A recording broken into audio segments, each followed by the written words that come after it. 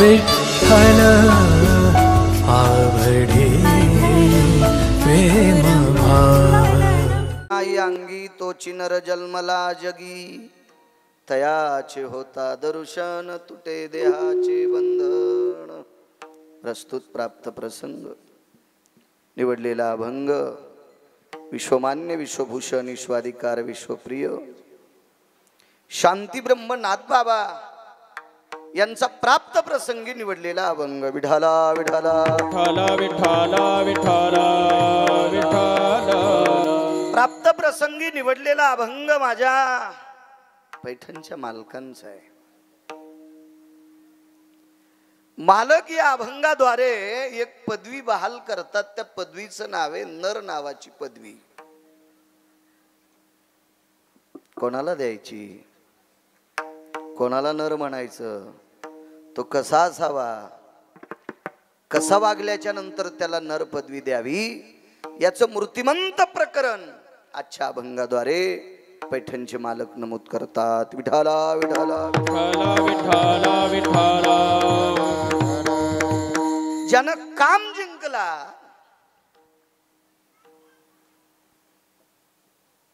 आणि क्रोध जिंकला, त्याला नर म्हणायचं असतंय।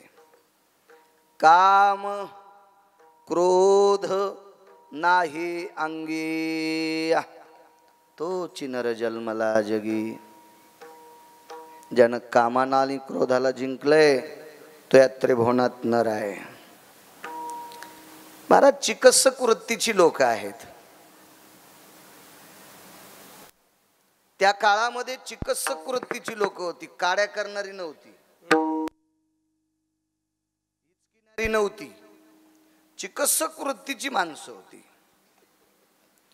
एक चिकित्सक वृत्तीची व्यक्ती माझ्या पैठणच्या मालकांकडे गेली आणि मालकांना विचारलं,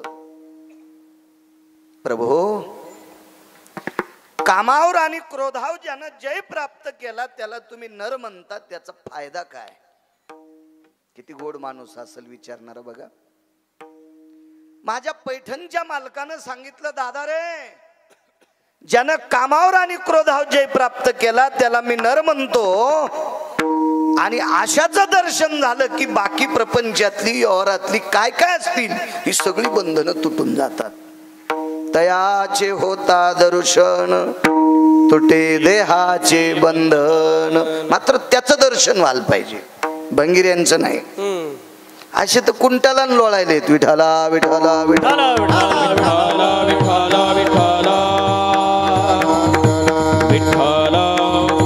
कसं बंधन तुटतंय दृष्टांत दिला। अरुणोदयी जान तम निरसे सहजापन। वारकरी संप्रदाय हा विश्वाच्या पाठीवर फार मोठा संप्रदाय आहे। तुम्हाला एक सांगू का, ज्याचा जनिता मोठा असतो ते फार मोठा असते। या संप्रदायाचा जनिता काशीतला मालक आहे शिरोमणी महादेव। शिरोमणी महादेव शिरोमणी महादेव शिरोमणी। एका जनार्दनी वैष्णव, एका जनार्दनी वैष्णव शिरोमणी महादेव, शिरोमणी महादेव। हरि बोल। एका जनार्दनी वैष्णव, एका जनार्दनी वैष्णव शिरोमणी महादेव, शिरोमणी महादेव महादेव।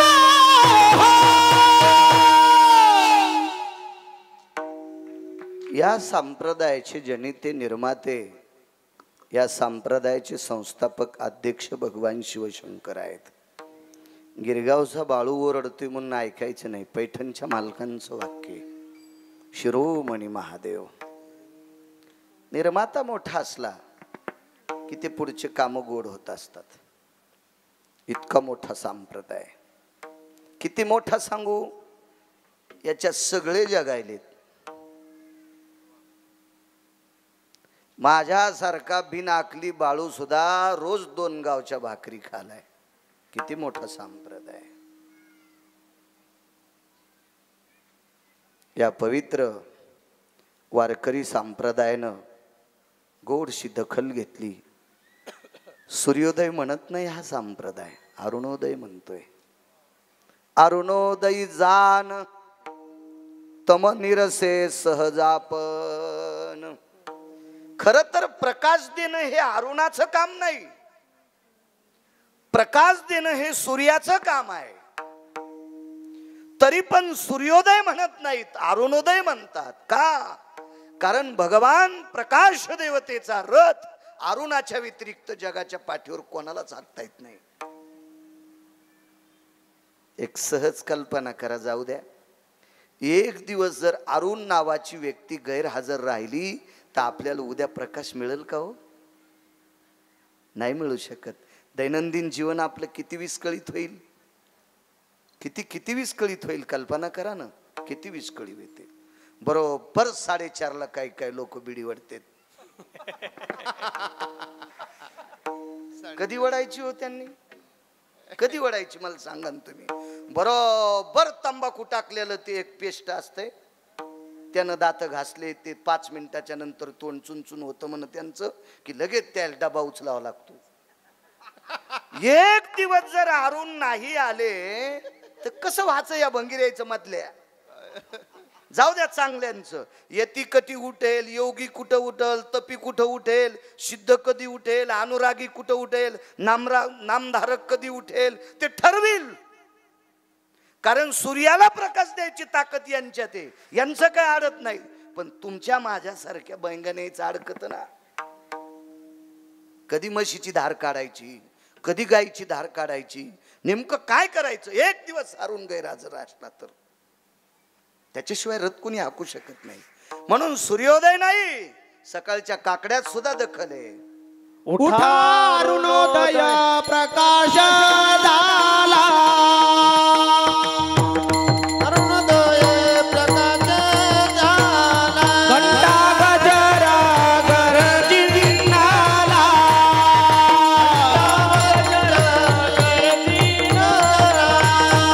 हरी चौघडा सुरू झाला.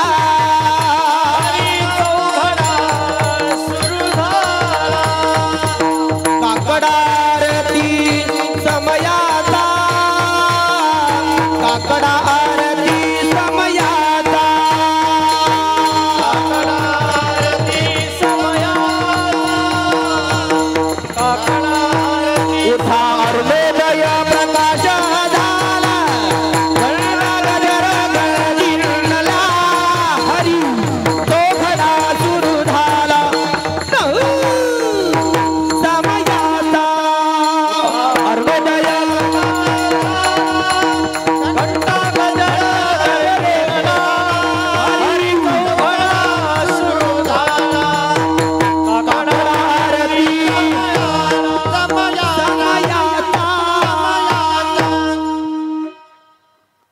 उठा अरुणोदय प्रकाश झाला. काकडा दशेला पोचल्याशिवाय म्हणता येत नसतो बरं गुरुजी. स्वर छान असला म्हणजे काकडा म्हणता येतो असं नाही. काकड्यासाठी मधलं मुरलं पाहिजे. विठाला विठाला वैकुंठवासी माधव महाराज मगरांचं वाक्य, काकडा जर त्या चालीत म्हटला तर त्या परिसरातलं धन कांड्या कांड्यानं वाढत आहे. इतकी सकाळच्या वारकऱ्याच्या संधीतली ताकद आहे. आणि तसा निळोबारायाचा दंडक आहे. अभंगाला स्वर लावणं आपल्या बापाची जागिरीच नाही. ती निळा मने नवरस देख जानती गायक विरळा ते. कारण अभंगाला स्वर लावण्यासाठी अभंगाची अर्थदृष्टी ठेवून अभंग वाचायचा, मग स्वर. काय काकडा महाराज.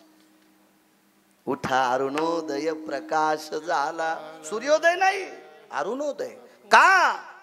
कारण महाराज दात्यापेक्षा एखाद्या घरी जर आपण जेवायला गेलो ना तर माणसं मोठाडपणानं 4-2 हजार खिशात घालणाऱ्याला कधी गाडी उभी करतेत, पण पांचटा लक्षात ठेव, याची बायको ताब्यात होती म्हणून त्यानं तुला स्वयंपाक केलाय तिनं.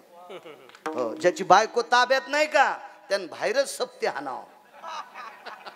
इकडंच कधी कधी आपण ज्याच्या घरी जेवलो, अन्नदाता सुखिन संतो यते सुगरणो भयस्थिता कृपा पात्रेण स्तता वैश्यान्नर भवयाप्ती पुनीत कामिनी जयवा नैवम गांजा कसम लिखितम. कधी कधी त्या माऊलीचे सुद्धा उपकार असावा. आणि कोणाही माणसानं सांगावा, घरी जर आपल्याला कोणाला न्यायचं असेल तर पैशावर नेताच येत नाही. बंगला लय मोठा असला म्हणजे नेताच येत नाही. बायको ऐकण्यात असली त्यानंच नेत जावं. हो, बायको ऐकण्यात असली की नेलं पाहिजे, नाही तर नसतं नेता येत घरी. मग बघा, आता एखाद्या वेळेस त्यानं खूप पैसे कमवले असतील, पण स्वयंपाक तिनं केलाय, किंमत आहे तिला. प्रकाश देण्याची ताकद सूर्यदेवात आहे, पण तुमच्यापर्यंत त्या मालकाला पोचवायची ताकद अरुणात आहे. म्हणून अरुणोदयी जाण तम निरसे सहज आपण. अरुणाचा उदय झाला की तम शिल्लक राहत नाही. तम म्हणजे अंधार, अंधार शिल्लक राहत नाही. कधी अरुणाचा उदय झाल्यावर अंधार शिल्लक राहत नाही. आणि कामावर आणि क्रोधावर ज्यानं जय प्राप्त केला त्याचं दर्शन झालं की कोणतंच बंधन शिल्लक राहत नाही. असं कोण सांगतंय? पैठणचे मालक. साधा सोपा सरळ अभंगाचा अर्थ झालं कीर्तन. विठाला विठाला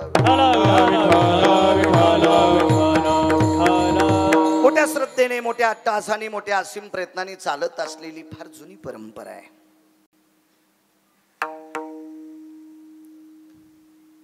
गावकरी मंडळी, चारठा सेलूत या ग्रामस्थांच्या वतीने एवढा मोठा ज्ञानयज्ञ, अन्नदानाचा यज्ञ, नामस्मरणाचा यज्ञ. खरं तर नामस्मरणाचा अखंड हरिनाम सप्ताह म्हणजे नामस्मरण. ज्ञानदान आपण नंतर म्हणतो, कारण आमच्या पुढे बसलेल्याला गाथे पाठ आहेत. आपण काय ज्ञान करणार आहेत? विठाला विठाला पण नामस्मरणाचा यज्ञ आणि अन्नदानाचा यज्ञ चारठा शेलूद ग्रामस्थांच्या वतीनं चालत आहे. मला वाटतंय मागे पण एक यज्ञ झाला ना बुवा, एक आताचा हा सुवर्ण महोत्सव 2 वर्षापूर्वी. वा वा, याच्या अगोदर पुन्हा 2 यज्ञ झाली.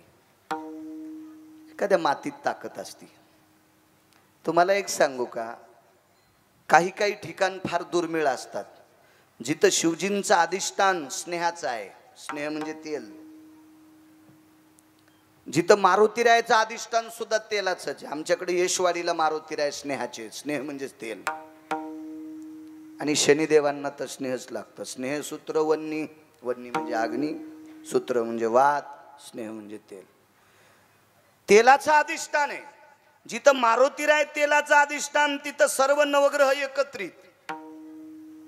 भगवान सूर्यनारायणाचं अधिष्ठान तिथंच. नवग्रहापैकी एक शनिदेव तर इथं आहेतच. शिवजी सुद्धा 11वे रुद्र, तेही तेलाचंच अधिष्ठान आहे. असं एक आगळं वेगळं नाविन्य अधिष्ठान. आणि त्या अधिष्ठानात या तिन्ही देवांचं वास्तव्य, म्हणून इथं यज्ञ होतात.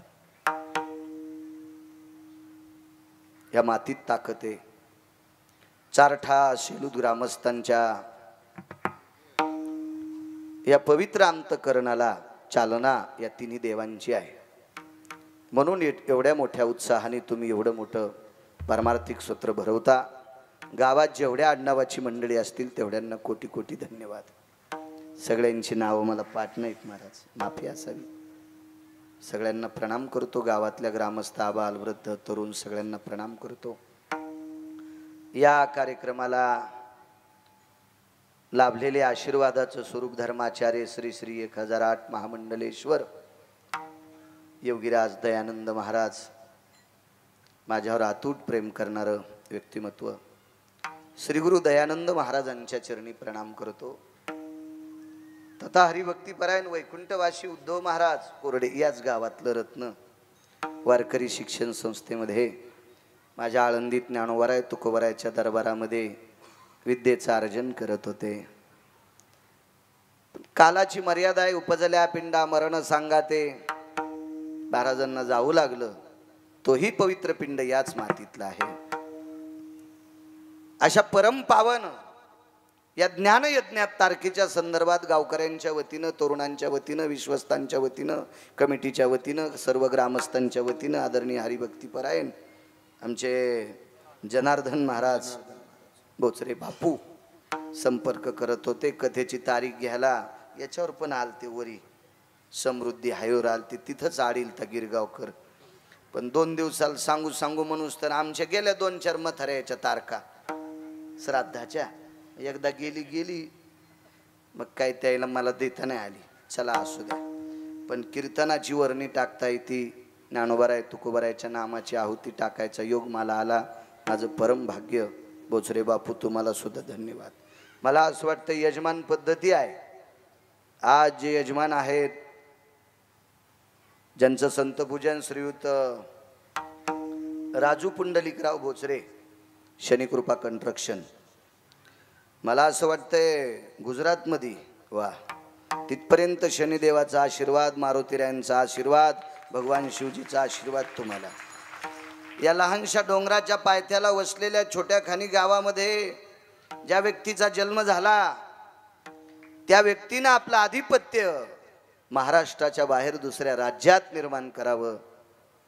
असंच एक रत्न आदरणीय राजू पुंडलिकराव बोचरे शनेश्वर कन्स्ट्रक्शनचे मालक, त्यांचा आज यजमानपद आहे. त्यांनाही धन्यवाद.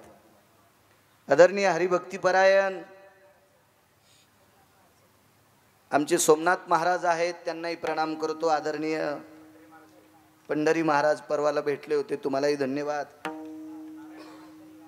गावातले महिन्याचे वा वा तुमच्या चरणी प्रणाम. दुर्मिळ सापडतेत महिन्याला वारकरी. मी जातो दर महिन्याला, मला कमी दिसतेत लोक. वा छान. तुम्हाला सुद्धा प्रणाम. कारण जे महिन्याला वारी करतो का त्याला नुसतं लांबून पाहिलं तरी पांडुरंगाचं दर्शन झालं असं समजी जा. विठाला विठाला विठाला विठाला विठाला विठाला. अशा लोकांचं पाहूनच मी पण हल्ली चालू लागलो. आता बऱ्याच दिवस झाले. आदरणीय अजय सुद्धा आहे, गरजा महाराष्ट्र चॅनल आहे त्याचं. या परिसरात बऱ्याच वेळेस माझ्यावर खूप प्रेम करणारे एक छोटे उद्योजक आमचे सातूनचे सोपानराव बिडवे, इथेच MIDC त्यांचा उद्योग आहे गावाकडे. त्यांनाही धन्यवाद. येताना त्यांच्याच गाडीत आलो मी. वाटरू फाट्यावर आमचं काढून दिलं घोडं.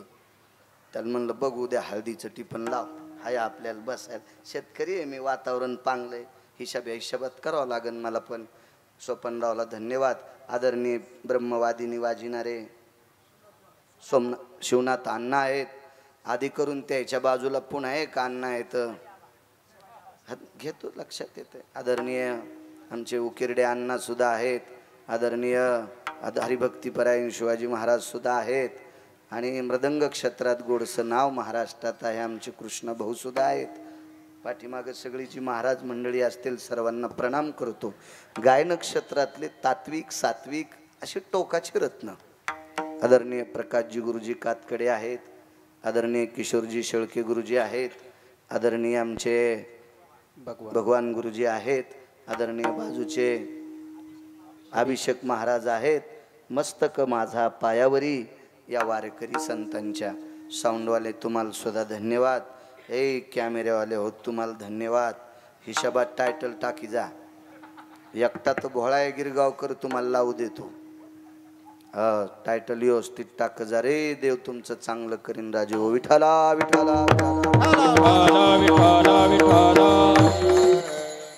उपस्थित श्रोते जनार्दनांच्या चरणी साष्टांग दंडवत करतो. नाग घाशेपर्यंत प्रणाम करतो. तुम्हीच आमचे देव आहात प्रभू, तुम्ही महेशाची मूर्ती. तुम्हाला प्रणाम करतो. अभंगावर येतो काम क्रोध नाही अंगी. राजे हो, ज्यानं काम जिंकला त्याच्या इतका जगात माणूसच मोठा नाही. ज्यानं काम जिंकला का त्याच्यासारखा जगात माणूस कोणी मोठा नाही. एक लक्षात ठेवा, सोपं उदाहरण सांगतो. शनिदेवाचे मंदिर नाही तर असे हजारो गावं सापडतील भारत देशात हजारो. भगवान शिवजीचे मंदिर नाहीत असे महाराष्ट्रात भारतात हजारो गावं सापडतील. सगळ्या गावात शिवजींचे मंदिर नाहीत, हजारो गावं सापडतील. विश्वाच्या मालकाचे पंढरीनाथाचे मंदिर नाहीत असे कितीतरी गावं सापडतील. जगदंबेचे मंदिर नाहीत असे कितीतरी गावं सापडतील गुरुजी. भगवान गणेशाचे मंदिर नाहीत असे कितीतरी गावं सापडतील. पण मारुतीरायाचं मंदिर नाही असे जास्त गाव नाही सापडायचे. एक अर्धा धरणातल्या खड्यासारखं सोडून द्या. शक्यतो मारुतीरायाचं मंदिर नाही असं गावच नाही. वस्तीवर पण मारुतीरायाचं मंदिर. त्यांनी विचार केला बब्यास लग्न झाल्यावर कुठून याचं पाया पडायला, कारण त्याच्या पाया पडल्याशिवाय तुमचे आमचे संसारच नीट थप्पील लागत नाहीत. मग प्रत्येक गावात मारुतीरायाचं अधिष्ठान का, कशा करता? कारण विश्वाच्या पाठीवर काम जिंकणाऱ्या ठराविक लोकांपैकी एक नंबरचा कोण असेल? काळ घातला तो क्या बात आहे.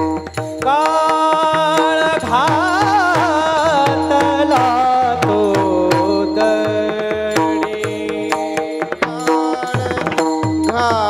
बांधवडी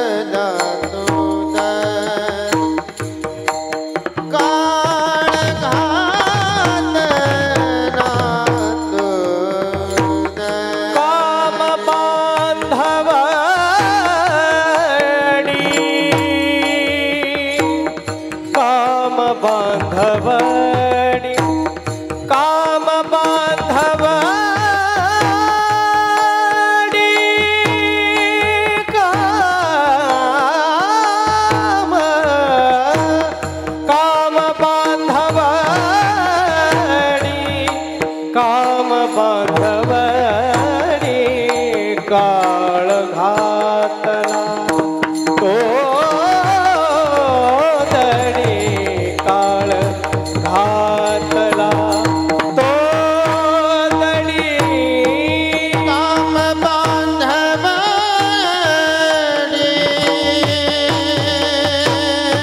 काम बांधवडी काम बांधवडी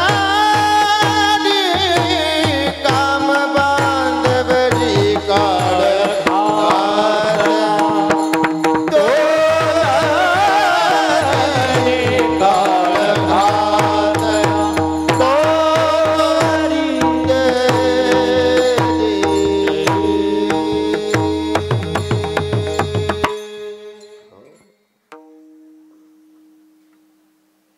धोत्रीत हाणलं कामाच्या काळाच्या. काय ताकद महाराज. कामाची नाही ते क्रोधाची कैसा. काय कामावर जय प्राप्त केला ते मारुतीराय. आणि विश्वाच्या पाठीवर काही ठराविक लोकांची यादी, त्याच्यातलं एक नंबरचं व्यक्तिमत्व काम जिंकणारं कोण असेल तर ते मारुतीराय आहेत.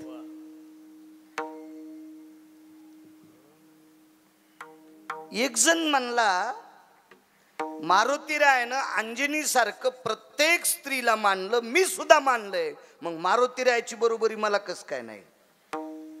श्रुतीशास्त्रानं सांगितलं मारुतीरायानं कामाला जिंकलं, तुम्ही कामाला जिंकलं, पण तुम्ही लक्ष्मीला नाही जिंकलं. तुम्ही पाया पड्यावर पैसे घेतात, मारुतीराय घेत नव्हते. खिसात नाही न, शर्टत नाही न. 14 लोकांच्या व्यतिरिक्त तुकोबाराच्या अभंगात कोणीच बसत नाही. ऐसा कोणी दावा हे जया नावडे, ऐसा कोणी दावा हे दया नावडे, ऐसा कोणी दावा हे जया नावडे, ऐसा कोणी दावा हे दया नावडे. त्या पुत्र घोडे दाराधन, पुत्र घोडे दाराधन, पुत्र घोडे दाराधन. ऐसा कोणी दावा हे दया नावडे, ऐसा कोणी दावा हे दया नावडे. पुत्र घोडे दाराधनी, निज पुत्र थोडे.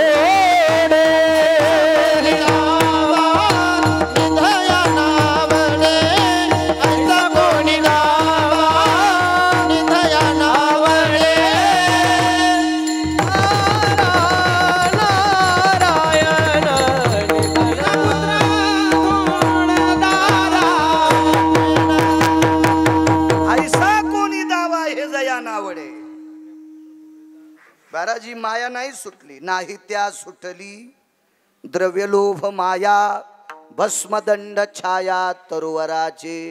भीष्माचार्य पण एका अंशता गुंतले. कामाच्या बाबतीत फार बाजूला सुटले, पण थोडासा घरच्या लोकांशी मोह समर्पित केला. एक मी सांगत नाही, पुराण सांगते. कशातच न गुंतलेली व्यक्ती मारुतीराय आहे. म्हणून त्या व्यक्तीचं दर्शन घेतल्याशिवाय पापेचे सुद्धा संसार सुरळीत होत नाहीत. काम जिंकण्याची ताकद आहे नराची यादीत. चला पुढे. किती कामी चित्र, कडक करा आवाज. किती कामी चित्र, किती काम. मर्यादा पुरुषोत्तम रामचंद्रांना भगवान शिवजींची स्थापना करायची. मर्यादा पुरुषोत्तम रामचंद्र पंढरीतले मालक 7व्या अवतारात समुद्राच्या तीरावर भगवान शिवजींची स्थापना करायची. शिवपुराण चालू ना. आदरणीय संतोष महाराज ज्यांच्या मुखारविंदातून ऐकता तुम्ही. मर्यादा पुरुषोत्तम रामचंद्र शिवजींची स्थापना करायची ठरली समुद्राच्या तीरावर. काम किती विचित्र बघा. दोघच होते सोबत, शेषशाही लखनलाल आणि पंढरीतले मालक प्रभू रामचंद्र. दोघ जण आहेत. दोघं एकांतात बसल्याच्या नंतर विषय झाला. लखन, मी नाही म्हणत बरं, रामचंद्र म्हणतात, जी दादा भगवान शिवजींची स्थापना करायची आपल्याला. मग आपल्याला सामुग्री लागेल.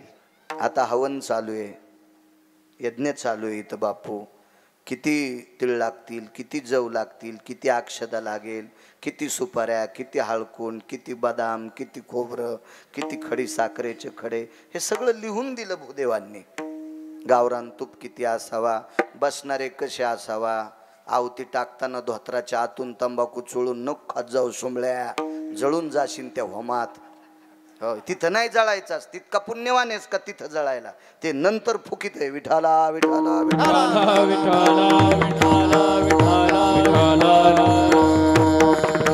मर्यादा आहेत, पद्धतशीर आहेत, सगळं साहित्य.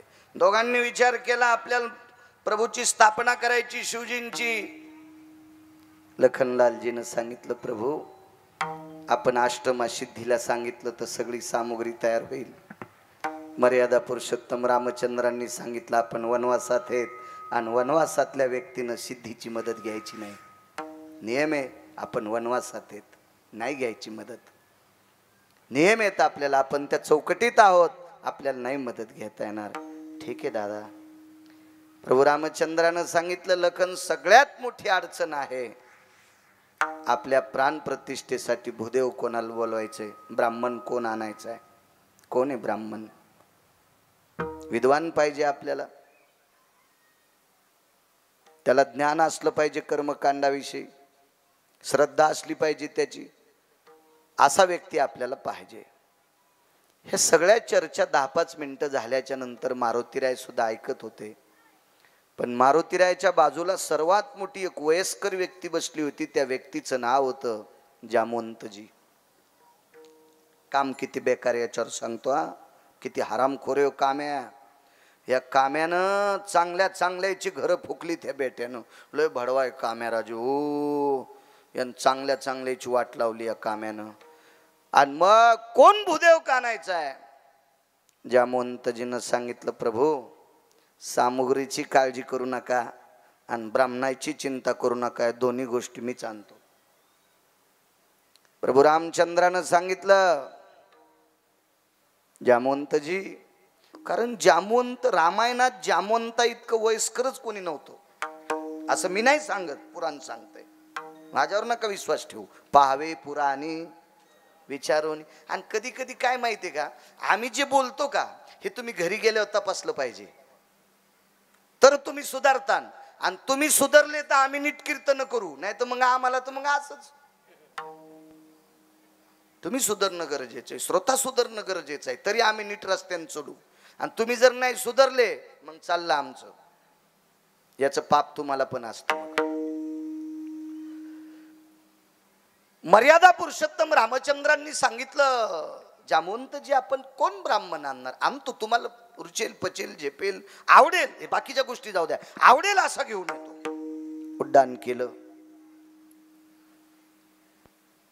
लंकेत पोचले. राज दरबारात जामवंतानी प्रवेश केल्याबरोबर 65 खुर्च्या उंच, 65 पायऱ्यापेक्षा उंच असं सुंदरसं सिंहासन होतं सोन्याचं. त्या सिंहासनावरचा राजा कोणालाच खाली आला नव्हता, कोणालाच नाही. तो खाली आलाय एका अस्वलाला बघून. अस्वल म्हणजे जामवंतजी, कुळात अस्वलाच्या होते, ऋषाच्या कुळात होते, अस्वलाच्या कुळात. 65 पायऱ्या ओलांडून सोन्याचं सिंहासन ओलांडून खाली आले. एक सांगू राजे हो, त्या 65 पायऱ्यापैकी 9 पायऱ्या विशिष्ट होत्या, 9 पायऱ्या विशिष्ट होत्या. त्या 9 पायऱ्यापैकी मंदिरातले मालक सुद्धा एका पायरी खाली होते. माझी लायकी नाही त्यांच्या विरोधात बोलायची, पण रामायण सांगते भगवान शनिदेव सुद्धा एका पायरी खाली होते. काय राजा असेल होते, त्याला ग्रहाची सुद्धा किंमत नव्हती गुरुजी. इतकं वश केलं तर त्या राजाने, इतकं वश केलं तर इतकं वश. तार तार तार तार तार तार खाली आलेला आहे. जीवनात कोणाच्याच पुढं न वाकणारा लंकेचा राजा रावण जामवंतजीच्या पायाला हात लावणार तेवढ्या अवकाशात हात उचलला. राजे काय आमच्या सारख्या पशुचं दर्शन घेता. लंकेश मी पशु आहे, रीस आहे, मी अस्वल आहे लंकेश. काम किती हरामखोर आहे सांगतोय. म्हणून कामाच्या जर लांब. काम म्हणजे तुरी कापणं, गहू कापणं, बराची काढणं हे नाही. काम म्हणजे वासना. विठाला विठाला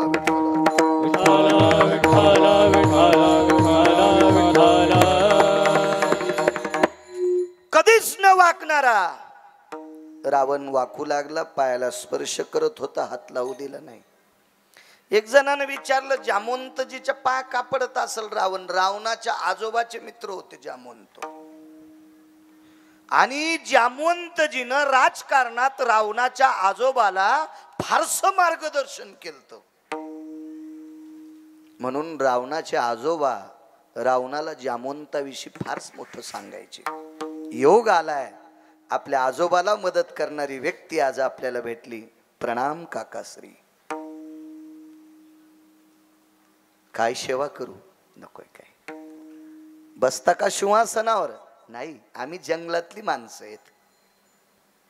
आम्हाला सोन्याची सिंहासन काय करायची? सामान्य चपला की कोळी.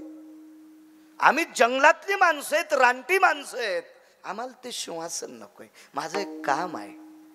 रावणानं सांगितलं. आणि तुमचं काम सांगायला तुम्ही स्वतः आले? मला चिठ्ठी पाठवायची असती, मी काय काम आहे ते विमानात पाठीला असतं. मोठी माणसं असतात. जामवंतजीनं सांगितलं नाही, काम आहे. काय काम? भगवान शिवजींची स्थापना करायची. रावण 20 डोळ्यानं रडत होता. कारण रावणाचं आराध्य दैवत, गोड सदैवत कोण असेल तर भगवान शिवशंकर होते. रडू लागला रावण. जामवंताने विचारलं, लंकेश रडता? रावणानं सांगितलं, काका दादा काय पदव्या लावता येतील तितक्या. माझ्या अंतःकरणाच्या मंदिराची स्थापना आहे, माझ्या हृदयाची प्राण प्रतिष्ठा आहे. भगवान शिवजी माझं हृदय. चला कधी करायची? मुहूर्त काढलाय का? होय.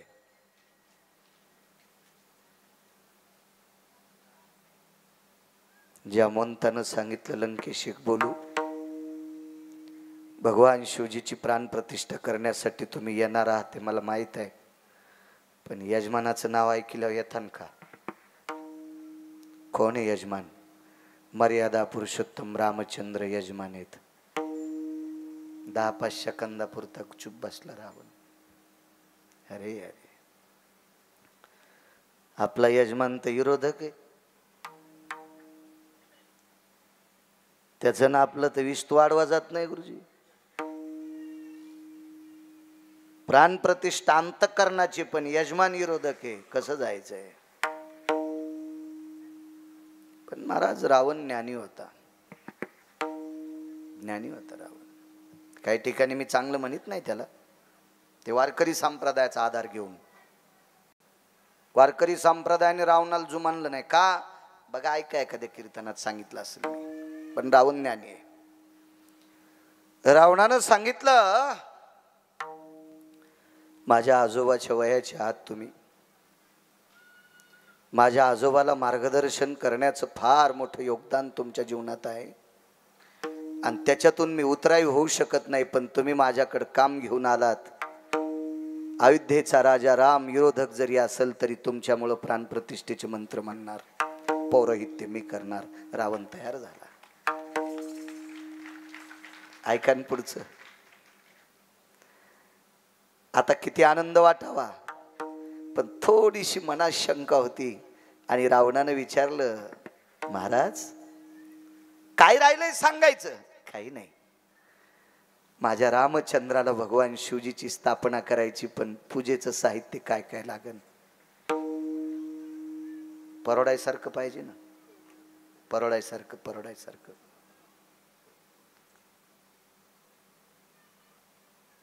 कुंकू किती म्हणले? पाव किलो बस होते, कारण कोणीच लाईत नव्हतं. बदाम किती? तर 24 किलो. कसं परवडायचं मला सांगा. रावणानं विचारलं, तुम्ही ह्या सामानाच्या बाबतीत इतका खेद, शंका का? काही नाही, जसं तुमचं शिवजी दैवत आहे तसं माझं दैवत राम आहे, आणि ते राज्यात नाही, ते जंगलात आहे, घरी नाही. महाराज काय रावण विद्वान असलो गुरुजी. रावणानं जामवंताला सांगितलं, काका ज्याचा यजमान जंगलात आहे त्याचं साहित्य पुरोहितानं पुरवायचं असतंय. ज्याचा यजमान जंगलात आहे, ज्याचा यजमान संकटात आहे, ज्याच्या यजमानाजवळ काहीच नाही, त्याचं साहित्य पुरोहितानं पुरवायचं पाहिजे. हे त्रेता युगात रावणानं नमूद केलं.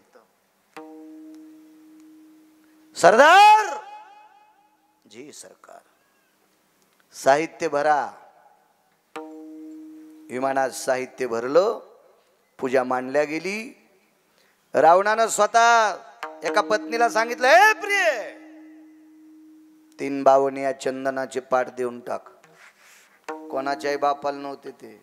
रावण ठराविक ठिकाणी नेत होता, एक कुठेही नेत होता त्याला बसायला. एक एक एक, पुन्हा नाही. आज 3 टाकलेत विमानात, आणि 3ही पाट 2 यजमानाला आणि 1 स्वतः आला. पूजा मांडली. मर्यादा पुरुषोत्तम रामचंद्र त्या पाटावर बसले, एका पाटावर रावण बसलेले. आता रावणाला आव जाऊ बोलतोय बरं का, इतक्या पुरतं. येरी तर मी त्याला रावणे म्हणतोय. एका कामा करता फक्त. वारकरी संप्रदायामध्ये स्वतःची पत्नी वगळता जगात कोण्याही जातीची बाई दिसली की तिला माय म्हणायचं, तो भारतातला 1 नंबरचा महाराज. आणि रावण या मार्कात नापास झालता, म्हणून वारकरी संप्रदाय रावणाला मोजित नाही. इथं मार्क गेले रावणाची चुलीत. रावण महाराज बसलेले आहेत, प्रभू बसले. रावणाने पुन्हा 14 विमानापैकी 1 विमान अशोक वाटिकेत पाठवलं. त्या विमानामध्ये रावणाच्या 6 पत्न्या बसल्या, मंडोदरी वगळता. मंडोदरी नव्हती त्याच्यात, त्याच्या 6 पत्न्या बसल्या. आणि रावणानं काय काय शिकवलं असेल त्यांना, जाऊन सांगितलं, सीतेला या विमानात आणा. त्या विमानात सीता आईसाहेब बसल्या. विमान पुन्हा समुद्राच्या तीरावर पूजास्थळी आलं. त्या विमानातनं खाली उतरल्या. मर्यादा पुरुषोत्तम रामचंद्राला शंका होती, मला यजमानाच्या पाठावर बसिलं आणि यजमानाचं लग्न झालेले, आता ह्या पाठावर कोणाला बसितेत? ह्या पाठावर कोणाला बसितेत? तर मर्यादा पुरुषोत्तम रामचंद्रांनी रावणाला एकच प्रश्न केलता, भूदेव, नाव नाही घेतलं. ते बी लय बहादर हो महाराज. त्याचे इतकं डोकं कोणाला आहे का? देव चतुर, देव चतुर, देव चतुर, देव चतुर, देव चतुर देव चतुर देव चतुर देव चतुर जाणून अंतर वर्ततसे जाणून अंतर वर्ततसे अंतर वर्ततसे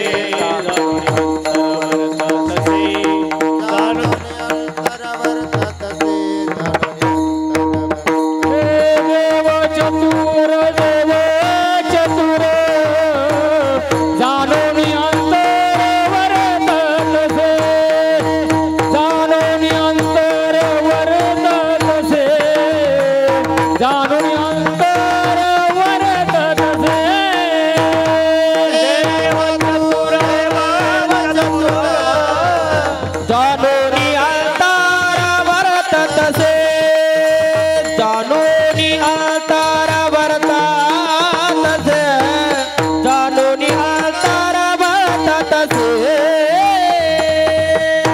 काय चतुर आहे माझा विटेवरचा मालक मर्यादा पुरुषोत्तम रामचंद्र.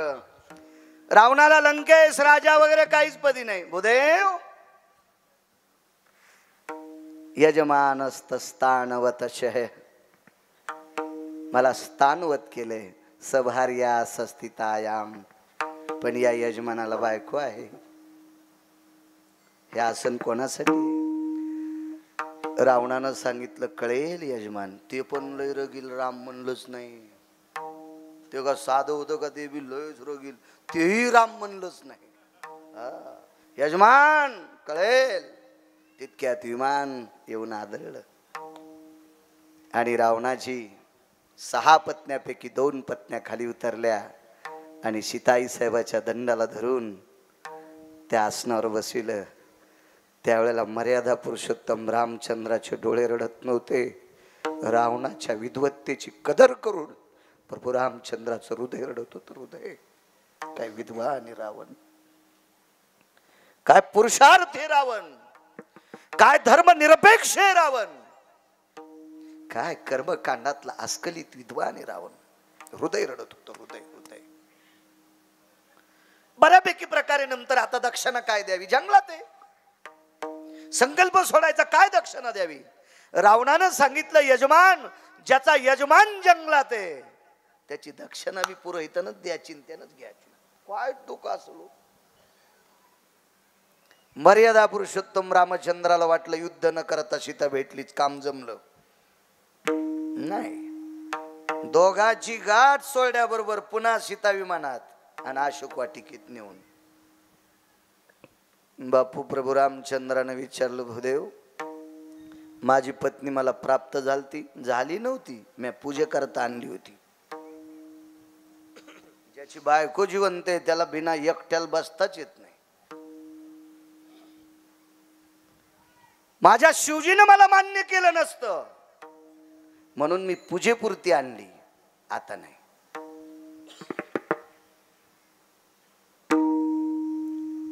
कालांतराने रावण मृत्यू पावला. यम धर्माच्या दरबारात रावणाला अधिष्ठान प्राप्त झालं. मंदोदरीची खना नारळानं वटी यम धर्माच्या धर्मपत्नीने केली. महाराज वैकुंठातनं दोन्ही देवता पाहत होत्या. लक्ष्मी आईसाहेब पाहत होत्या आणि विटेवरचे मालक सुद्धा पाहत होते. रावणाचा पुरुषार्थ पाहून जगाचा बाप रडत होता. आईसाहेबाचं अंतःकरण रडत होतं, प्रभू मी अशोक वाटिकेत असताना सुद्धा पूजेसाठी लंकेशानं इथपर्यंत आणलं. हे दोन्हीचा कर्तव्याचा भाव रडत होता. पण सीताई साहेबांनी सहज एक वाक्य वापरलं, मारला का? मारला कशा करता? विश्वाच्या बापानं सांगितलं, सीते मला विचारू नकोस, तू श्रुतीला विचार. आणि न्याय श्रुतीकडे असतो. श्रुती जगातली पहिली पत्रकार. आणि श्रुतीला ज्या वेळेला लक्ष्मी आई साहेबांना विचारलं, माय माझ्या मालकासाठी एवढं काम रावणानं तिथं गोड करावं तरी मारला का? श्रुतीनं सांगितलं, आई साहेब याचा काम उतवालता. पहा त्या रावणा काय झाले. किती मोठा रावण. परस्त्री पेहरी छुरी मत लगावे अंग, 10 शीर रावण के गए पर नारी के संग. इतका काम आहे चित्र, इतका काम आहे हरामखोर, ज्याच्यासाठी देवाचं अंतःकरण रडावा. पण त्याच देवानं कामाचा गुरुळा घेतलेल्या रावणाला 2 वाजून 18 मिनिटाला आपटू आपटू आणलं. इतका कामी चित्र. विठ्ठला विठ्ठला विठ्ठला. विठ्ठल विठ्ठल विठ्ठल कामानं चांगल्या चांगल्यांची फजिती केली. कामाजी कोतवालयाने नाडिले बहुतासे कोतवालयाने नाडिले बहुतासे. हरिहराचे अब्रू घेसी भय नाही त्यासे हरिहराची आबरू घेतो भय नाही त्यासी. जमदग्नी दुर्वास नाडिले महान महान ऋषी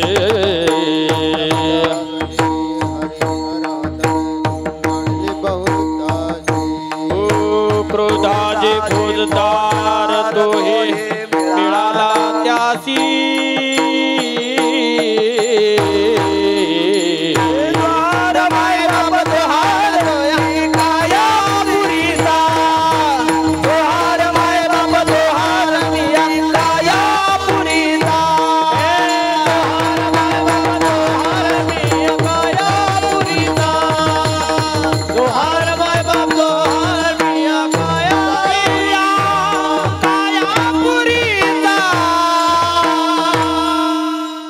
कामाजी कोतवालियाने नाडिले बहुताशी. हरी हर. हरी म्हणजे पंढरपुरातला मालक आणि हर म्हणजे काशीतले मालक. दोघांची बेजारी केली. महाराज नालायक जालिंदराला मारण्यासाठी विश्वाच्या मालकाला 2 वानराचं साह्य घ्यावं लागलं. पवित्र तुळशी सारखी वृंदा. महाराज विश्वाचा बाप 350 तीर्थापैकी एका तीर्थात दगड होऊन पडला पंढरपुरातला मालक. त्याला गंडकी नावाचं तीर्थ म्हणतात. काय काय अवस्था. काय काशीतल्या मालकांची परिस्थिती. त्रिशूळ गेले, डमरू गेले, गेले व्याघ्रांबर ग. दिगंबर रूप झाला झाला पंचानन ग. याच्या पलीकड भिल्लिनीच्या पाठी लागे लागे पंचानन ग. इतकं काम. हरिहराची आबरू घेतो भय नाही त्याशी. हरिलाई आणि भगवान शिवजीला सुद्धा बेजार केलं. जमदग्नी दुर्वास नाडिले मान. कोण जमदग्नी? महाराज त्या साधूची सेवा केल्याच्या नंतर एवढं पातिव्रत्येचा पुरुषार्थ टोकाला गेला तर पदरात पाणी येत होतं. पण पाण्यातल्या माशाचा संसार पाहिला. पदरात पाणी येणं बंद झालं. मुलाला बोलवलं आणि डोकं कापून टाकलं. त्याला जमदग्नी म्हणतात. कोण दुर्वास? पांडवांना छळण्याकरता निघाल्या पंढरपुरातल्या मालकाचा डोक्यातला घाम पायात येतोय. एवढा मोठा अधिकार दुर्वासाचा. त्या दुर्वासाला सुद्धा बेजार केलं. चांगल्या चांगल्याला तर 4-2 अभंग पाठ करणारे कशाला येड्यावानी करायचं. अरे दुर्वासा सारख्याला, जमदग्नी सारख्याला नाही. मला 150 ज्ञानेश्वरीच्या मुकाट्या बस. तू बंधी जरी ज्ञानेश्वरी पाठ केलीस ना, काम जिंकला तरच ज्ञानेश्वरीचा फायदा. तू गाथा जरी पाठ केलास ना, काम जिंकला तर गाथ्याचा तुला फायदा. नाही तर अद्याप नाही. सर्दीच्या गोळ्या घेतल्या आणि चिचाची गोळे खालाय. कशी सर्दी राहील? सर्दीच्या गोळ्या घेतल्या आणि उजळ्याला ताक प्यालाय. कशी सर्दी राहील? सर्दीच्या गोळ्या घेतल्या आणि रात्रभर पाण्यात बसला. सुंबळेस कर तू. तुला आखलीचा कांदा आहे का? तुझी सर्दी कशी राहील? पथ्य महत्वाचं आहे. तुम्ही काय पाठ केलंय त्याला एकमेव पथ्य आहे, ते फक्त काम. विठ्ठला विठ्ठला विठ्ठला.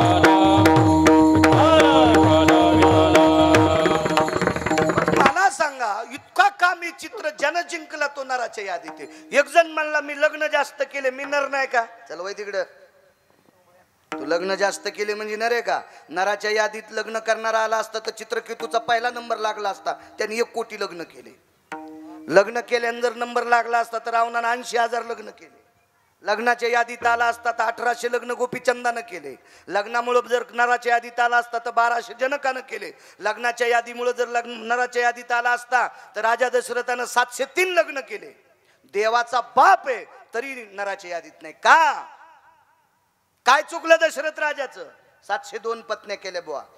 700 पत्न्याची नाव असू द्या, पण एक साध्वीन एक सद्वित द्या, 2 पत्न्या. ह्या असताना पुन्हा का कशाला काम इकडं तिकडं. पण लग्न लावायला गेले का, आणि लग्न लावत असताना नवरीच्या बाजूला करवली उभी, तीच आवडली.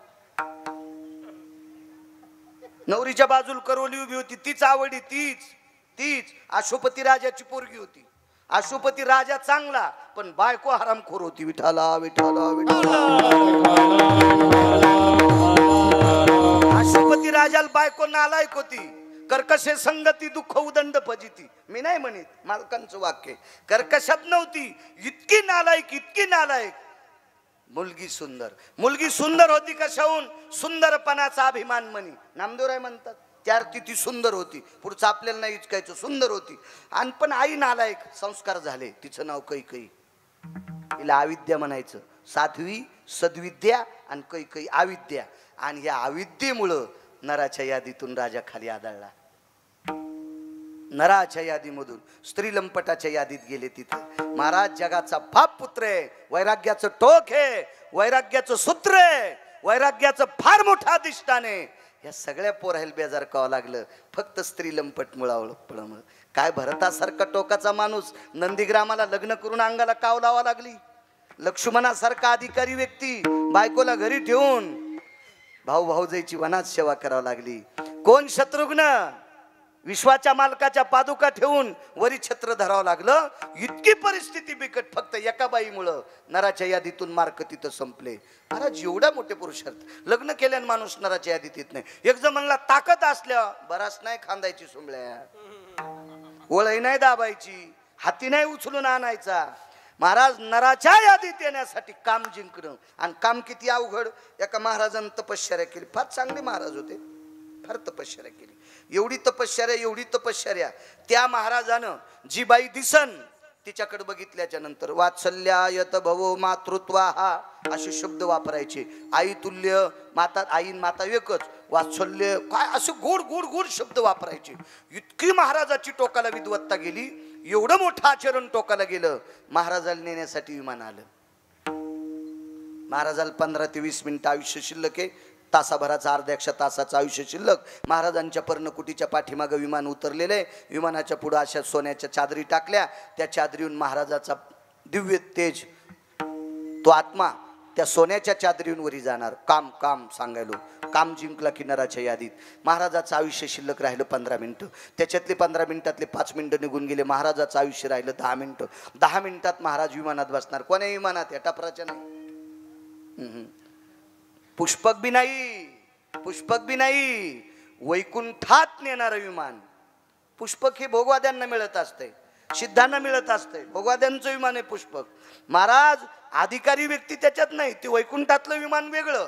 हा, जे देहूतल्या मालकांना न्यायला आलेलं ते विमान या महाराजाला न्यायला आलतं. जे नामधारकासाठी विमान स्वतंत्र आहे. महाराज रावणाकडे 14 विमान होते. रावणानं एका विमानात कोण्याच बाईला बसिलं नाही. त्याच्या बायकोल बसिलं नाही. त्याची फक्त बसवायची इच्छा होती सीतेची. सीतेची इच्छा होती. त्या विमानाचं नाव आहे प्रभदत्त नावाचं विमान. रामायणात नाही वाचायचं, दुसरीकडे वाचा. रामायणात वाचलं मला शिव्या देतात यानं कशातलं सांगितलं. त्याच्यामुळे दुसरं पाहत जाणं. ग्रंथ वागत जा. तुम्ही जर वाचन केलं तर आम्ही सुद्धा सुधारतो. आम्हाला सुद्धा भीती वाटेल तुमच्या पुढे कीर्तन करायची.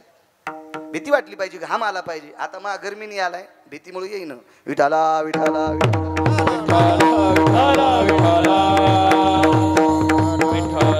कारण बोला कूलर यायला कूलर मलाच नाही लावलं.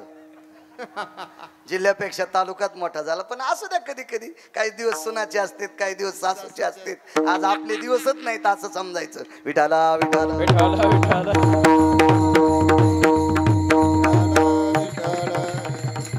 नाही म्हणल्यावर बली लिहावं कुत्र पण आलतं यायचं जवळ. विठाला विठाला विठाला चलत राहते. एवढा मोठा गाडा सांभाळायचा कमी अधिक होत असतंय. काय त्यांना एरविनोद म्हणून बोललो, काय नाही. द्या त्यांना. ते आमचे संप्रदायातले आमचे कीर्तनकाराचे कुठे माणसं आहेत, त्यांना दिलं तरी काय हरकत नाही. मलाच आलं असं समजायचं. महाराज ते विमान फक्त नामधारकाला, त्याच्यापैकी या महात्म्याला आलं. जे माझ्या देहूतल्या मालकांना विमान, त्या महात्म्याला पंढरी व विमान. ते विमान येऊन टेकलंय. आयुष्य शिल्लक राहिलं 5-6 मिनिटाचं. तितक्यात महाराजाला ताण लागली. पाणी मिळेल एकही शिष्य जवळ नव्हता. आणि कामाच्या वेळेला शक्यतो शिष्य लांब लांबच असतात, फक्त काजू बदाम वाड्यावर पुढे बसतात.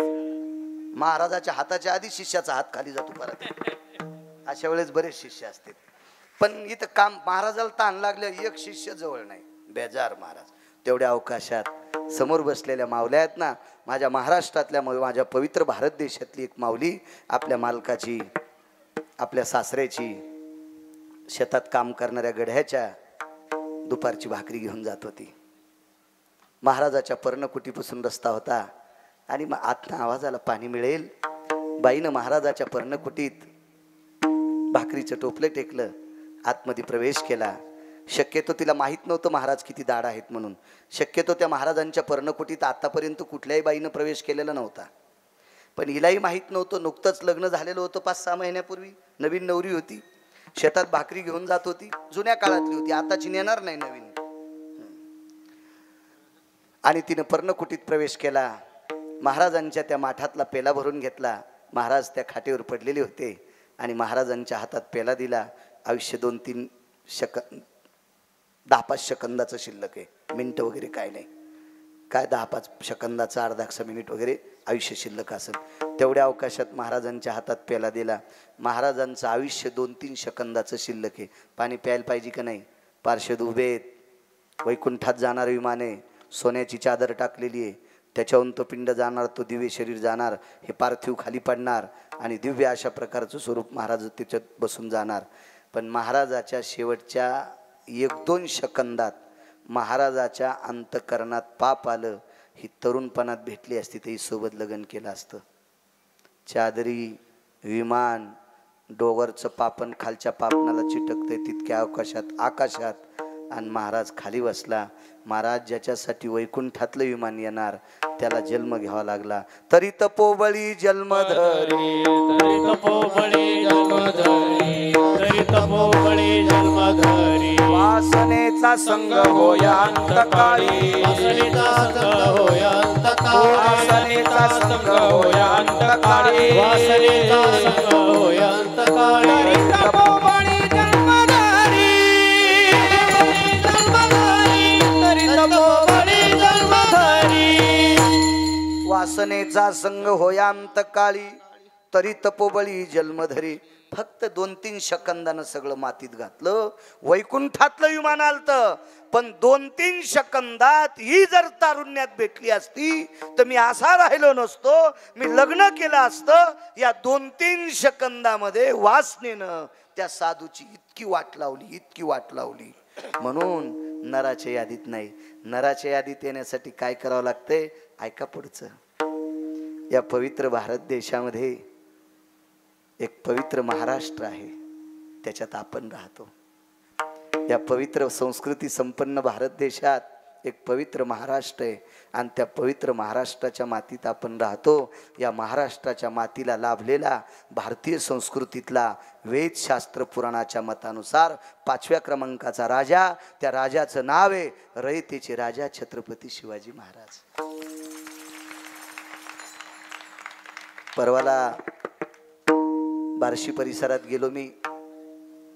मला तिथे एक भगवान शिवजींचं मंदिर पाहायला भेटलं मंदिरामध्ये. आणि त्याच्यानंतर या चारठा सेलूदमध्ये महाराज मंदिरामध्ये शिवजींचं मंदिर पाहायला भेटलं माझ्या रयतेच्या राजाचं. तुम्हा तरुणांना कोटी कोटी धन्यवाद. महाराज धर्मनिरपेक्ष राजा आहे, विचारवंत राजा आहे, शीलवंत राजा आहे, चारित्र्य संपन्न राजा आहे, कर्तृत्व संपन्न राजा आहे. असा हा 5व्या क्रमांकाचा लाभलेला भारत देशाला राजा. राजाला 8 पत्न्या, 8. पण एके दिवशी राजाच्या स्वागताकरता एका चुकीच्या माणसानं याच महाराष्ट्राच्या मातीतील या पवित्र भारत देशातील एक दिव्य तेजस्वी स्वरूप संपन्न कन्या बंद केली. राजांना निरोप झाला. राजाने महिलांच्या साह्यानं त्या खोलीतनं बाहेर काढलं.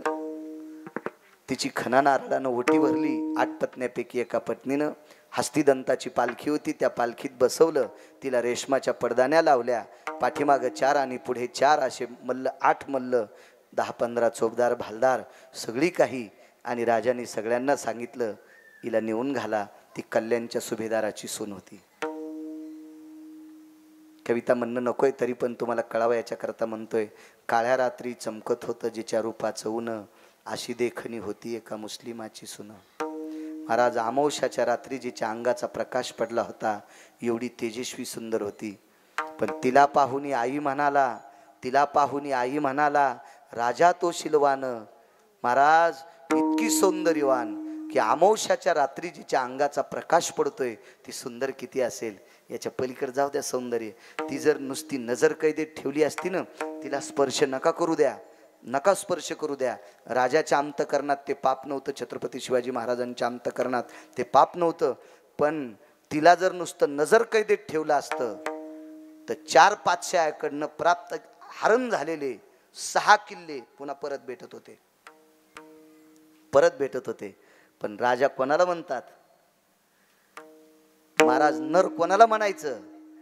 या पवित्र देशातल्या स्त्रीला वेठीस धरून जो संपत्ती कमवतो तो षंड असतो. पवित्र स्त्रीला अर्जित करून द्रव्याचा संचय करतो तो किलिंबे असतो. महाराज, पुरुषार्थी राजा, किती पुरुषार्थी. या राजाच्या पुत्राला बघितल्याच्या नंतर या देशातला वाघ लगी करतो. वाघ शंभू राजाला मारण्यासाठी अर्धपोटी उपाशी ठेवलेला पिंजऱ्यातला वाघ. तुम्ही अजून बी लक्षात घ्या, वाघ पोटभर खातू, अन्यथा जाळीत बसून राहतू, उंदर फुंदर धरीत नसतो वाघ. वाघ खाल्लं तो पोटभर खातू, उंदराच्या नादी लागत नाही, त्याला वाघ म्हणतात. पण या वाघाला जेवता जेवता पुढचं मांस काढून घ्यायचं. तो वाघ असा रागवायचा आणि लोखंडाच्या सळ्या चावायचा. तो फक्त याच्याकरता तापवला होता, रयतेचे राजा यांचे सुपुत्र शंभूराजे यांचा शेवट करण्याकरता. पण महाराज, शंभूराजाचं तेज इतकं तेजस्वी होतं की तेज बघितल्याच्या नंतर वाघ तर चावलाच नाही, पण ते तेज बघितल्याच्या नंतर वाघाचं तेज लगी वाट बाहेर पडतंय. म्हणजे ज्याचं स्वरूप बघितल्याच्या नंतर वाघ लगी करतो, त्यावर ते शंभूराजाचं तेज किती मोठं असेल. वाघ नुसता लगी करत नव्हता, रडत पण होता. तर शंभूराजानं वाघाच्या डोळ्यातल्या सांकेतिक शब्दात विचारलं, का रुदंती को भवा? राजे, तुम्हाला मारण्यासाठी अर्धपोटी ठेवलंय, पण तुम्हाला मारण्याची माझ्यात ताकद नाही, म्हणून मला तोफेखाली तो मारेल. त्याच्यापेक्षा तुमच्या हातानं मरू द्या ना. मग वाघाच्या जबड्यात घालून हात मोजी ती जात. मग हा नंतरचा पुरुषार्थ. नाही तर वाघाला सुद्धा मारायचं नव्हतं शंभूराजेला, पण त्या वाघानं विनंती केली, कोणाच्याही हातानं मरण्यापेक्षा मला तुमच्या हातानं मरायचंय. महाराज, एवढा मोठा वाघाचा काय सामान्य वाघ आहे का? अहो, आपल्याच सरपणाखाली जर कुत्री गेली ना, तर कुत्री पिले घेऊन जाऊस तर बया सरपण आणत नाहीत. बयाच नाही, बयाल म्हणल्यावर तुम्ही लय हसायले. तुम्हाला आणता येतं का? ऊसाच्या कणाला डुकरीन गेली असं म्हणा. कोण असा बहादर आहे त्या ऊसात झाला? ऊस आपला, शेती आपली. मग डुकरीनीच्या पुढे जाता येत नाही, कुत्रीच्या पुढे जाता येत नाही, वाघाच्या पुढं. महाराज, शौर्य आणि तेज बघितल्याच्या नंतर वाघ लघु शंका करतो. त्यावर ते शंभूराजाचं तेज किती मोठं असेल. मग एवढे तेजस्वी शंभूराजे ज्याच्या पोटी जन्माला आले ते छत्रपती किती तेजस्वी असतील. आणि एवढा तेजस्वी राजा 6 किल्ल्याला न जुमानता विरोधकाची स्त्री माय म्हणून घरी परत करावा इतका ज्याचा कामावर पकडे याला नर म्हणतात. म्हणून पहिलं कडबं काम क्रोधा नाही अंगी, काम क्रोधा नाही अंगी, काम क्रोधा नाही अंगी, काम क्रोध नाही अंगी, काम क्रोध नाही अंगी.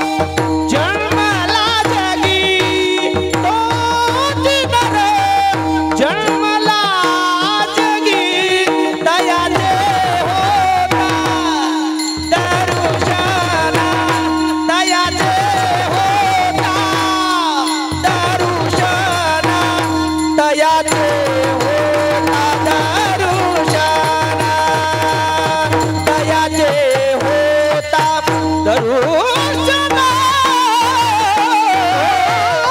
जिनारा जन्मला जगी तो जिनारा जन्मला जगी दयाचे दरुशना दयाचे दरुशना दयाचे होता दरुशना दयाचे होता दरुशना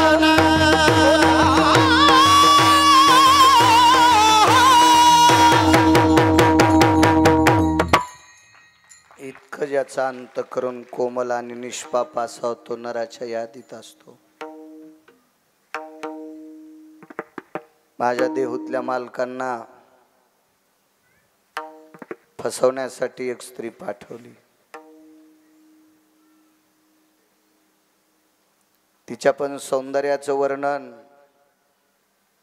साहेबराव महाराज सोनोटीकर करायचे आमच्याकडे वैकुंठवासी. साहेबराव महाराज सोनोटीकर तिच्या सौंदर्याचं वर्णन करायचे. जायो तू माते न करी सायास आम्ही विष्णुदास तैशे न हो. माय तू समजतीत तसे आम्ही विष्णुदास नाही. काय सायास करू नकोस माय मला याच्यात पाडण्यासाठी. बाई हुशार होती. तिनं तुकोबरायला शाब्दिक स्वरूपात वेठीच धरलं. महाराज कोण तुकोबराय? एक सोपी व्याख्या सांगू का? ज्ञानोबराय तुकोबराय आपण जर बाजूला टाकले ना तर आपल्याला नालीतल्या किडे इतकी पण किंमत नाही. नालीतल्या शेपटीच्या आळी इतकी पण किंमत नाही आपल्याला. तितकी पण किंमत नाही. खरा पुरुषार्थ त्यांचा आहे. महाराज तुकोबरायला त्या बाईने विचारलं, महाराज ठीक आहे तुम्ही विष्णुदास तसे नाही. नर सांगतोय नर नर कोणाला म्हणायचं? तुम्ही विष्णुदास तसे नाहीत महाराज. मला बघून डोळे का झाकले? तुमच्या अंतःकरणात जर तिळा इतका काम नाही तर माझ्याकडे पाहत असताना डोळे का झाकले? तुम्ही जर मला माय म्हणत असाल तर मुलांना आईकडे बघून डोळे झाकावा का? तुम्ही जर मला कन्या म्हणत असाल तर बापानं मुलीकडे बघून डोळे झाकावा का?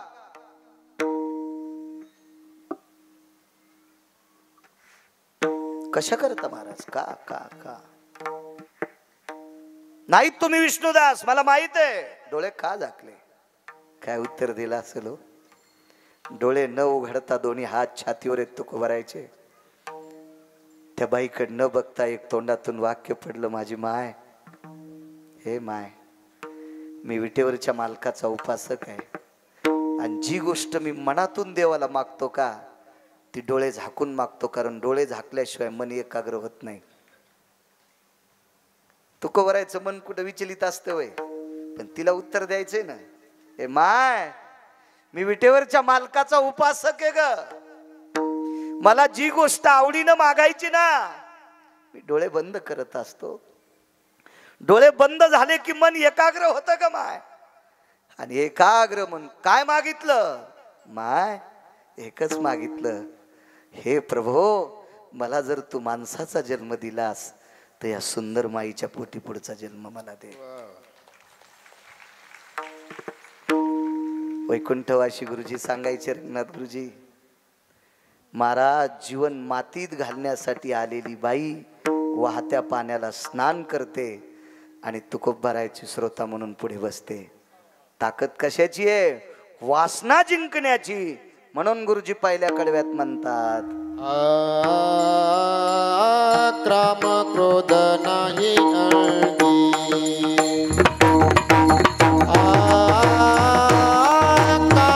क्रोध नाही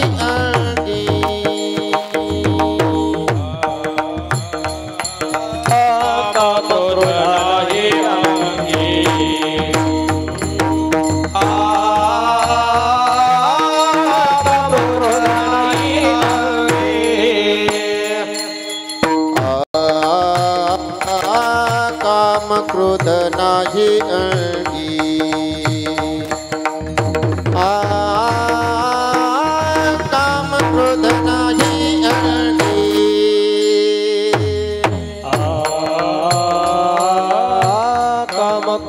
नाही अंगी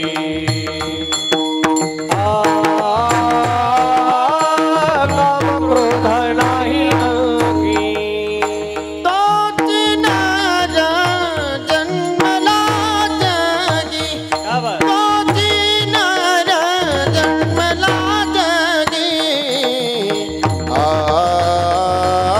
तयाचे होता दर्शन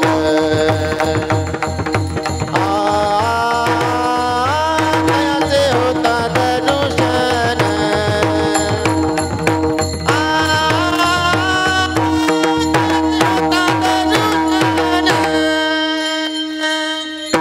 तोच नर जन्मला जगी तोच नर जन्मला जगी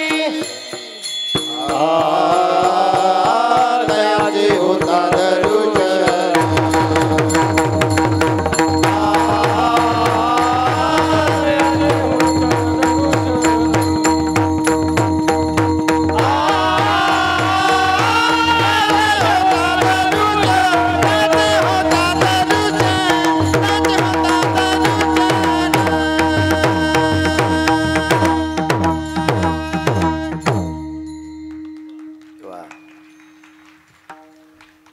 बापू वेळ संपलाय तरी 5 मिनिटं घेतो. फार गरम ते खालच्या लोकांना. 22.5 वर्षाचा तरुण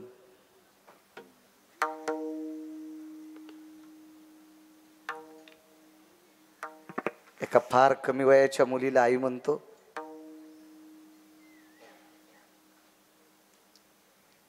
आणि काही वेळानं ती तरुण मुलगी त्या 22.5 वर्षाच्या मुलाची माय होते.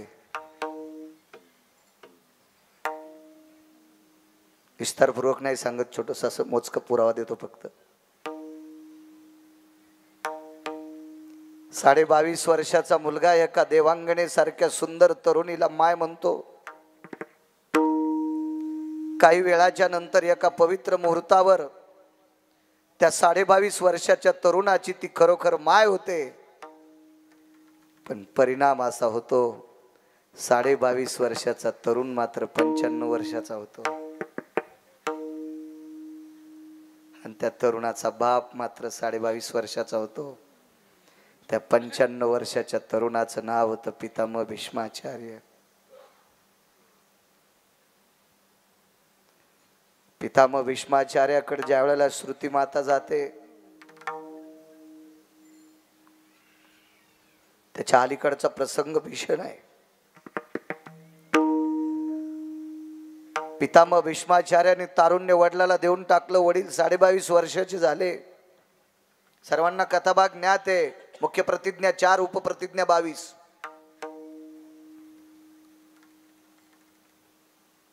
असा मंडप आहे. तो मंडप जांभळीच्या आंब्याच्या पानाचा मंडप आहे. त्या मंडपामध्ये एवढे मोठे पुरुषार्थी साधू आहेत. ते मंगलाष्टक म्हणण्यासाठी किती मोठे अधिकारी साधू. आंतरपट धरायला कोण? विटेवरचा बाप हातामध्ये अक्षदा घेऊन उभा आहे.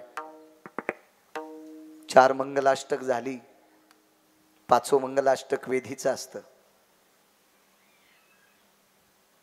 7 म्हणा, 11 म्हणा, 35 म्हणा, हे मनचा शहाणपणा आहे. हा सगळा नाटक्या कारभार आहे. ताईगण बाईगण काय गाव राहिला. मंगलाष्टक म्हणून माणसं रडवायला. नवरी रडन नवरदेवा संग जाताना. आणि तू खावदीन नुकती सुंबळ्या.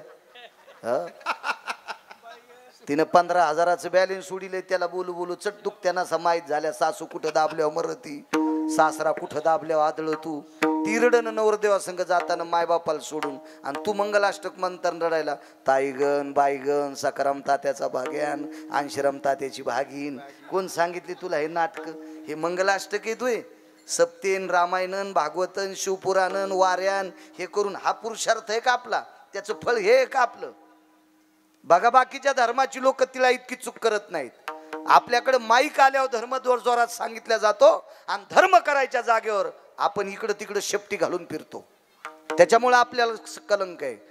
आपल्या संप्रदायात जे सांगितलं ते वागावं. मंगलाष्टक हे आशीर्वाद आहेत. हे भनगळलेल्या नालायकानं म्हणलेले शब्द नाहीत. हे आशीर्वाद येत आशीर्वाद. तिथं कुठेही शहाणपणा आणि कुठेही नाक खुपसायचं काम. निदान ज्याचे लग्न राहिले त्यानं तरी कोणाला नाक खुपसू देत जाऊ नका.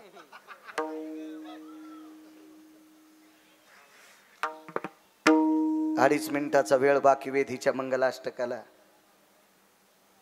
एखाद्या लग्नात एखादा माणूस येण्यासाठी 1.5 तास लग्न लांबीत. काय पुरुषार्थ आहे. वेधीचा जर टाइम निघून गेला तर आपल्या संतती त्याच्यामुळे नालायक जन्मतात. त्याचा एकमेव कारण आहे. आपल्याला अमात्य संतती जन्माला येते त्याचं एकमेव कारण आहे. एकमेव. किती मूर्खपणाचं टोके राजू. जाऊ द्या. 2.5 मिनिटाचा काळ वेधीच्या मंगलाष्टकात शिल्लक. आता सावध सावधान समयो साधा समीप्यासे वागवा दान घरा परार्ध घटिका संपूर्ण आली भरू. 2.5 मिनिटाचा वेळ बाकी आहे. शेळके गुरुजी तेवढ्या अवकाशात हातात मंगलाष्टका अक्षदा घेतलेला जगाचा बाप आहे. आणि एका तपस्व्याने शब्द विचारला, प्रभो नवरदेवाचा मुलगा कुठे आहे? विश्वाच्या मालकानं खाली मान घातली, बोट केलं मंडपाच्या बाहेर आहे. कोणाला म्हणते भीष्म. महाराज 22.5 वर्षाचं तारुण्य बापाला दिलं. बापाचं 95 वर्षाचं आयुष्य स्वतःला घेतलं. जन्मभर लग्न करणार नाही असा शब्द दिला. एक लक्षात घ्या, पण लग्नाच्या मंडपाची सावली पण अंगावर पडू दिली नाही. आणि लग्न कोणाचं लावायलेत? बापाचं. लग्नाच्या मंडपाची महानीती डोहो, नुसता डोहोच आहे. त्याचं नाव लग्नाचा मांडव. नुसता डोहोच. याच्यात चांगले चांगले बुडाले त्या डोहात. त्याच्यात पावताप नाही आलं कोणाला. रावणाला वाटलं इतक्या बायका केल्या आपण या डवातून. नाही नाही नाही, कोणालाच नाही. महानीती डोहो इति नाम मांडव. हा नाही लग्नाचा.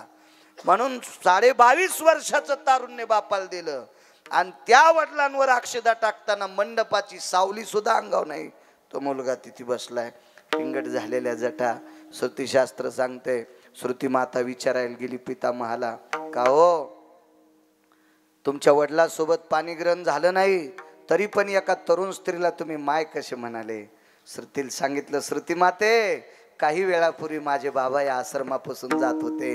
हे स्वयंपाक करत असताना बाबाची इच्छा झाली मला ही पत्नी स्वरूपात भेटावा. आणि बापाला आवडलेली वस्तू होती ग. बापाला आवडलेली स्त्री होती ग श्रुती माते. बापाला आवडलेली स्त्री होती. म्हणून बापाला आवडलेल्या स्त्रीला माय म्हणावं. आणि ती तशी माय होत नव्हती. म्हणून 22.5 वर्षाचं तारुण्य बापाला दिलं. आणि मी जीवनभर माथा राहून राहिलो. महाराज वासना इतकी जिंकली त्याला नराच्या यादीत म्हणतात. म्हणून पहिलं कडवं. काम क्रोध नाही अंगी. एकता. काम क्रोध नाही. तू ना काम क्रोध नाही अंगी. काम क्रोध नाही अंगी. काम क्रोध नाही अंगी. काम क्रोध नाही.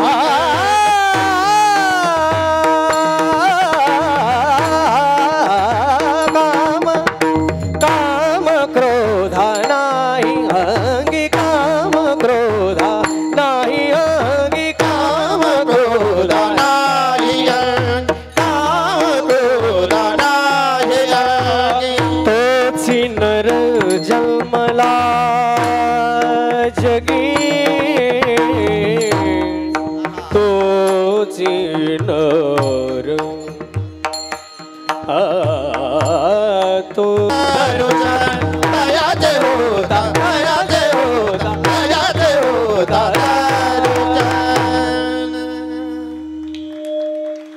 हे MD मेडिसिन आहे. त्याच्यामुळे स्टेप बाय स्टेप गोळ्या. मोठी माणसं मोठी असतात. मला सांगा, भगवान शनेश्वरानं मारुतीरायानं भगवान शिवजीने बरोबर 2 तासाचा टाइम गिरगावच्या बाळूला दिलता.